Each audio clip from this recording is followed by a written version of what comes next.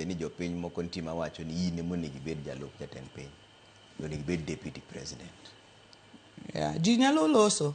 Trevor, an Gavana ma Homabay sama walosen kendo atimo tamna mokwongo to en gombona ni ka jo Homabay oyie to Nyasaye bo yie omiya ngima tadog abed gavana e tamna mar adi?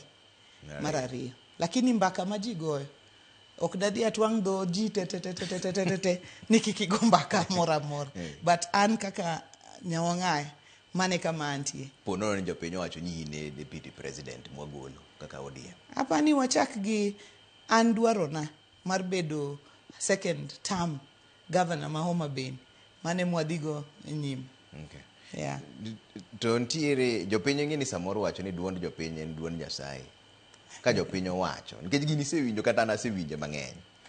Idhi yie koso idhi tamori ka jopiny wacho. Apani Trevor sani gima duong' moingo gimoro amora chambwa ni nyalo bedo motegno nang'o.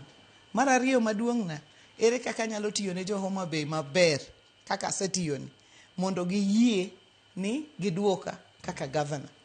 Ma Homabay taneno kiywa tienda kabisa kuno kadhiye. Aneno kidagi dhi to an apenjo mana gima jopiny penjo. Mineno ni an mana jaote. Apenje ne be nitiere gimoro amora manyalo miyo uluongo